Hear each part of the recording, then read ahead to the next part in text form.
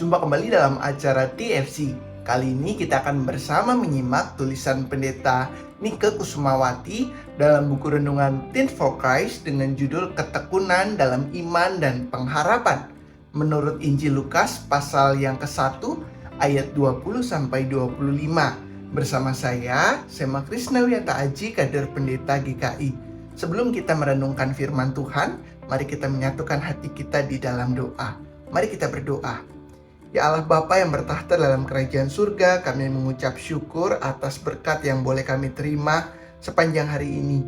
Ketika sebentar kami akan merenungkan firman-Mu, biarlah firman-Mu berbicara kepada setiap kami. Biarlah Roh Kudus yang ada di dalam kami menuntun kami supaya kami dapat melakukan firman-Mu di dalam hari-hari kami ke depan, terutama terkhusus pada hari ini Tuhan. Kami menyerahkan perenungan kami di dalam nama Tuhan kami Yesus Kristus. Kami telah berdoa dan memohon. Amin. Nah, teman-teman, yang akan menjadi pusat permenungan kita pada hari ini adalah Lukas pasal 1 ayat yang ke-25. Saya akan bacakan untuk kita semua. Inilah yang Tuhan perbuat bagiku, dan sekarang Ia berkenan menghapuskan aibku di depan orang.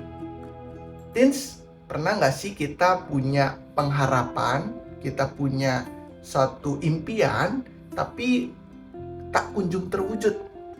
Apakah kita merasa kecewa atau terus bertekun berharap penuh kepada karya Tuhan? Nah, dalam kehidupan kita memang gak semua hal bisa terwujud secara instan dan cepat. Bahkan terkadang apa yang terjadi juga tidak sesuai dengan keinginan kita.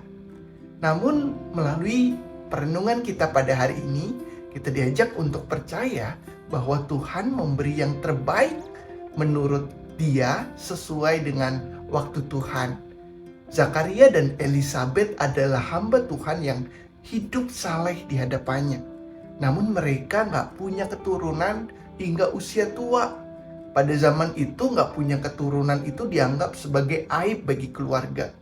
Meski begitu, Zakaria dan Elisabet tetap bertekun dalam doa, serta mereka terus beriman dan berpengharapan kepada Allah. Suatu kali ketika Zakaria sedang melakukan tugas keimamannya, muncullah malaikat Tuhan, memberitahukan kepadanya bahwa istrinya akan mengandung. Malaikat itu juga berkata bahwa anak yang akan dikandung Elisabet akan mempersiapkan jalan bagi Tuhan. Wow, begitu luar biasa bukan? Di usia tua tetapi dianugerahi anak yang luar biasa. Namun di saat bersamaan, Zakaria menjadi bisu dan tidak dapat berkata-kata. Meski demikian, keadaan itu tidak mengurangi sukacita Zakaria. Ia semakin bertekun dalam pekerjaan bagi Tuhan dan menantikan janji Tuhan dalam iman dan pengharapan. Teens, tahukah kamu bahwa ketekunan dalam pengharapan akan membuat kita hidup lebih peka terhadap rancangan Tuhan yang membawa kebaikan? Memang, sebagai manusia kita terbatas. Kita nggak selalu mengerti akan rancangan Tuhan dalam kehidupan kita. Namun dengan tetap bertekun dalam iman dan pengharapan, kita akan dituntun untuk merasakan karya Tuhan. Mari kita berdoa. Kami bersyukur ya Tuhan ketika kami boleh belajar dari kisah Zakaria dan Elisabet. Ketika di masa tuanya mereka tetap berpengharapan, beriman kepada janji Tuhan. Mampukan setiap kami, anak-anak, pemuda, remaja, agar kami mampu senantiasa memelihara iman kami, pengharapan kami kepada Tuhan. Kami menyerahkan segala pengharapan kami, permohonan kami Tuhan, di dalam tangan pengasihan Tuhan. Biarlah kami menantikan waktu Tuhan yang senantiasa indah dalam kehidupan kami. Inilah doa permohonan kami.